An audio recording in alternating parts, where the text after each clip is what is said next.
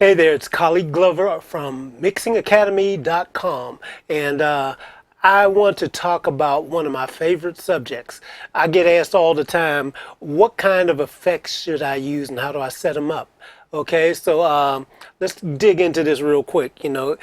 Basically, I think you should always set up your effects based on everything from the big four categories.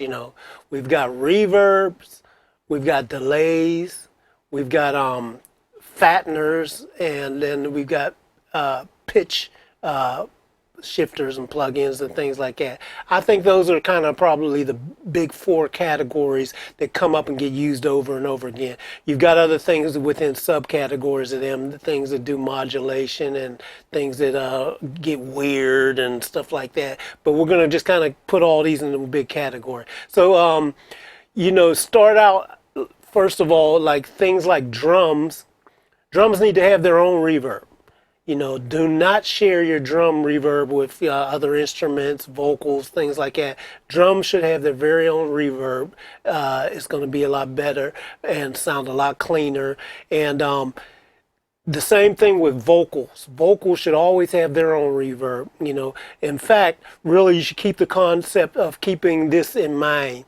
Have discrete effects, so that things can have their own sound and own placement as much as you can. Share some things if you need to glue some things together, but for the most part, give each one its own discrete effect and everything. Don't share, especially on vocals. Now if you got lead and background vocals, it's best to have separate ones if you can, but if you can't, you're running out of resources or whatever, then you can run those through the same one and just maybe treat them differently and send different levels or whatever. But that can have a unifying effect. But if you can, have the lead vocal have its own and have the background vocals have its own. That's ultimately going to be a better, cleaner way of doing it. And then what else? Oh, I was going to say the discrete reverbs, delays, or anything else, wideners, thickeners, modulators, or whatever, in line on instruments. Like certain instruments, it's good to put them right in line on that instrument. Other times, it's good to put it on a send return, a send and an aux return situation, But many times with certain instruments, particularly things like guitars or whatever, you get a great result putting them right in line. It's not always the case, but many times that'll work really great. They become part of the sound that's right on that track. But it's all situation dependent. So if you have the other ones already preset, you can send it, like I said, send the least amount of things into the things that are on a send and return situation.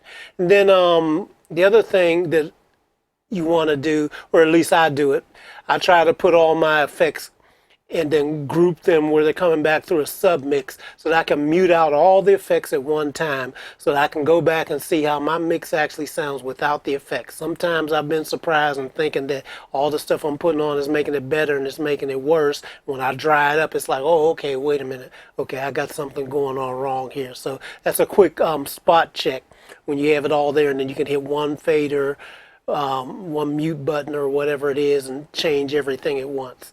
I think that's a good starting point. Now that subject goes a lot deeper. It's something that I cover, for example, in my Effects Magic course. But that'll get you started right now.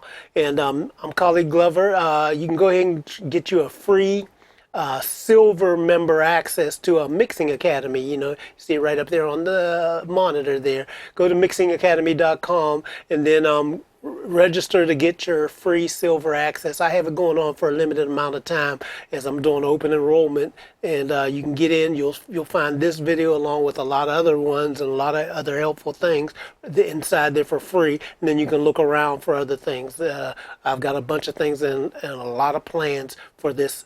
So I want to build the community. Come on in and join us at mixingacademy.com. I'm Khaliq Glover, also known as Khaliq-O-Vision, and I will catch you a little bit later, hopefully on the inside. Bye. Okay, hi, I'm Khaliq Glover, also known as Khaliq-O-Vision, and another question that I get asked all the time is how can I get more space and depth out of what I'm doing, my mixes, and get my songs so that they have that 3D quality to them? So there's a lot of ways you can go about it. One of the things is definitely, we talked about it previously, making sure you set up the right effects, reverbs, delays, wideners, thickeners, doublers, chorusing, things like that. That'll help you get more depth and space. But making the choice of knowing how you want the things to appear in the soundstage. Up here on this monitor, you can't see it very clearly because it's a little too bright, so it's getting washed out a bit. But I have a thing that's called my Magic Mix Grid. And basically that works in showing you how to get things across the stereo spectrum, but also front to back, and how to map it out and everything. And inside my Effects Magic course, I go into that a little deeper. I have a training on it. But right now, this is, I just wanted to point to you that that's basically how you can think in your mind if you grid out your sound stage for the different things that you have. This is how you can get space and depth within your mix, as opposed to just having it there on a flat plane. So knowing which instruments to put through reverb and which ones not to. Knowing that when you put something on a reverb on one instrument, it sounds like it's on multiple instruments. So which instruments are those that it's affecting? Knowing how to get the timing of all your different things so that you get a pulse and a breathing going. Knowing how to do that is part of the push and pull of music that can make it sound, it has that space and depth, because a lot of times you clear it out. So, you've got sound, then you got silence, sound, silence. Or if it isn't silence, it's sound, but then it comes back, sound, and comes back. That push and pull thing is part of the space and depth. Things, when you're listening, things sound wide and then they can contract, sound wide and contract. That's space and depth that you build in using a combination of where you place your instruments, using your pan knobs, using your volume, using automation, things like that. All that helps within there. We'll get more into that as we go deeper inside of some of the trainings and things that I do inside of Mixing Academy, or in some of my other programs that I have. But anyway, I want you to just think about that. Getting space and depth is a big key part of making your music really have impact. So I'm Khaliq Glover, and hope that gave you some ideas. I'll talk to you soon.